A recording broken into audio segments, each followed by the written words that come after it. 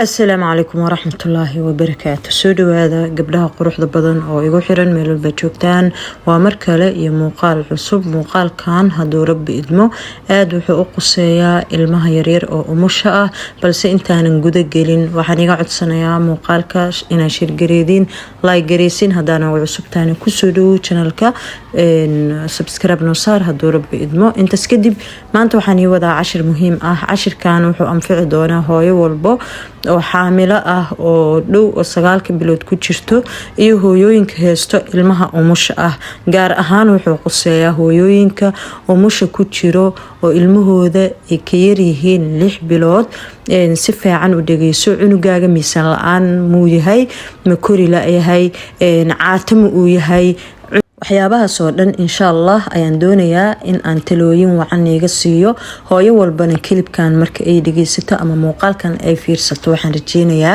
wax badan inuu uga baxo ay ku faa'iido caruurteeda iyo caruurta kaleeto oo markaas ay aragtay ay uga faa'iideyso ugu horeyntii ilmaha sida caadiga ah asbuucyada ugu horeeyo waliba 10 maalmood oo ugu horeeyo miisaan badan ay lumiyaan tusaale ahaan markay ku dhashaan 3 kiilo ilaa 3 kiilo iyo bar sida normalka ah waxay luminayaan labada asbuuc oo ugu horeeyo miisaan aan caadi ahayn cunuga waxaad ku arkaysaa duuduub maqaarka ah oo hilibkii oo ka dhacay taasi ay sabab u tahay cunuga si aad ah inuu u kaadiyo ama uu u saxaroodo taas ayaana mar walba ugu wacan in ilmaha sidaas ay noqdaan sidaas haduu noqdo cunugaaga wax problema ma laha ha isniyad jabinin kaliya waxaad ogaataa qaabka markaas uga gaari kartid asbuuca labada asbuuc midka ugu dambeeyo oo asbuuca labaad ah uu ka soo kabsadaa ilmaha sida caadiga ah oo wuxuu bilaabaa dib u habeen jirkiisa inuu ku sameeyo marka hooyo walba waxyaabaha u keeni kara miisaan xumada ilmaha ku dhaco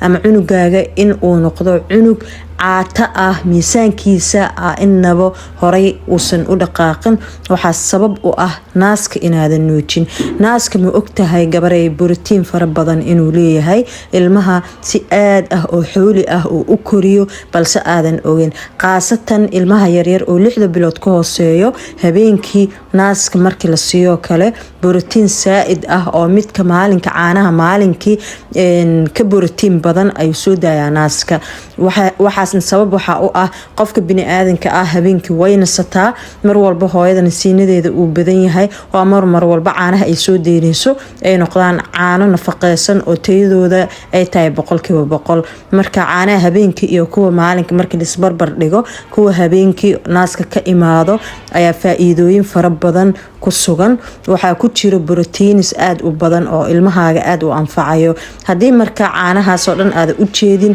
oo niyada aad ka dhaadhicisay caanaha formulada ilmaha koriso ama cayliso ama hadii kaleeto lafooda dhisto waxaas waa qiyaali wax ka jirana malaha soo dhawow ana ku sheegayo qaabka ugu sahlan ilmahaaga caanaha naaska aad ugu siyaadi kartid miisaankooda qaabka aad ku siyaadi kartid caanaha naaskaaga fitamiinaadkooda ama cunugaaga aad uga dhigi kartid cunug xajmi leh qurux badan miisaankiisa markii la arko kaala arag ah waxay tahay in adiga mar walba caafimaadkaaga ku dadaashid gaar ahaan waa inaad cabtid biyo kugu filan maalinkii mid kale waa in aad qaadatid kaniiniyaasha loogu talagalay hooyooyinka umusha ah ama nuujiyaan waa inaad qaadatid si naaska caanihiisa ay u kabsamaan mid saddexaad oo ah waa in aad gurigaaga ka mamnuucdid wax la dhaho caano formulo caanaha Ilaahay subxaanahu wa ta'ala oo kugu maneystay ilmaha uga faa'iiday waxyaabahan oo wax kama jiraanka ah oo maskaxdaada ku jiro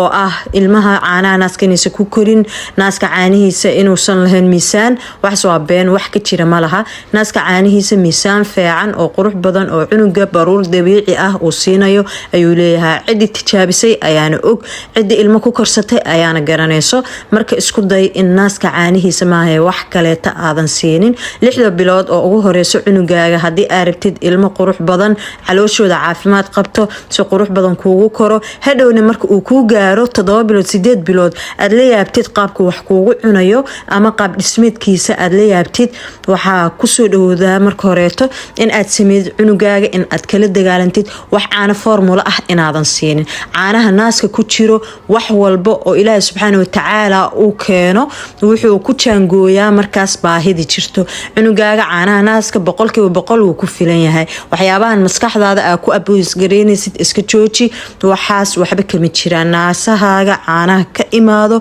ilmahaaga siiso. biyo ayaa marka hore ka imaado. caanaha ku xigsada waa caano qafiif ah. kuwa ugu dambeeya ee ilmaha miisaanka ay ka helaan oo dhumucda ay ka helaan oo lafooda koriyo waa kuwa ugu dambeeya oo culus. waana caano culus oo ilaahay subxaanahu wa tacaala uu gaarsiiyey meesha ugu dambeeyay. hal naas cunugaaga sii muddo 20 daqiiqo ah ugu yaraanti. naasba mar hadaad siidid waxaa ogaataa biyihii hore ama caanaha qafiifka hore oo loogu talagalay ilmahaaga in uu marka hore uu nuugo in aad siiday kadibna uusan waxba u tirin. caanaha borotiinka ah waa ilmaha inay heli karaan, waa caruurta inay cabi karaan, waa hooyada inay adkeysato, waa inay intaas ay fadhiso. bulshadeena waxa ka qaldan mar walba qaasatan hooyooyinka waxay tahay naaska sida loo qabto ma yaqaanaan markii la siinayo ilmaha. naaska caanihiisa saddexda marxalad uu kala maro ma garanayaan. midda ugu dambeyso ah caanaha naaska borotiinka ay ka heli karaan caruurtana uma qiyaasno.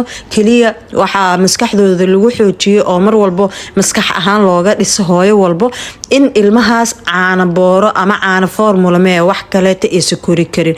caanaha naaska 100% ilmaha ayaga u fiican, dhan walba ay ugu fiican yihiin. ilmahaaga sababta kale aysan ku koreynin waxay tahay cunugaaga marka uusan helin hurdo ku filan, uu xanuunsan yahay kale ku imaada caabuq afka ah ama sanka ah.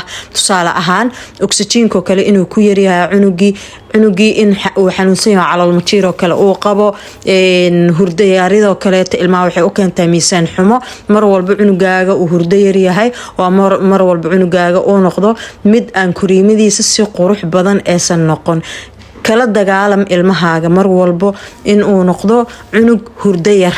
waxaad kula dagaalantaa in hurdadiisa ay u saxanto. hooyooyinka run ahaanta waxay u baahan yihiin baraarujin aad u badan. waxay u baahan yihiin hooyooyinka Soomaaliyeed in laga gaaro.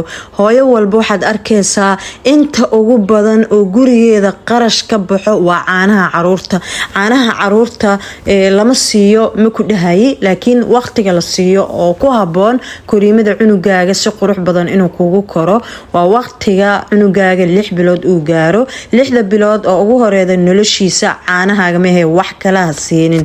oo hadii aad rabtid ilmo caafimaadkiisa hay ah, maskaxdiisa si fiican u koray, jirkiisa si fiican u koray, miisaan qurux badan helo, cun adiga waxyaabaha aad qarashka badan ku bixinaysid oo caanaha aad ku soo iibinaysid ku iibso waxyaabo adiga waxgal ku leh oo adiga nafaqo ku siinayo babygaagana uu hadhooti kaanuugayo. waayo waxaas ayaa mar walba waxtar badan ilmaheena u leh. hooyo walba waa kilibkan in ay ogaato faa'iido ku jirto. waayo mar walba waxaan arkaa hooyooyin Soomaaliyeed run ahaantii bartayda TikTok markasta iga su'aalo yiraahdaan caano formula ku bilaabay cunugeyga 2 wiigu jiraa, 3 wiigu joogaa, bil ayuu jiraa, maxaan siiyaa, caanaha ku haboon. caanaha markaa weydiisid caanaha naaskaaga waa sidee markaa tira walahi caanaha naaskeyga waa caadi wuu ku filan yahay laakiin waa biyo ay ku leeyihiin.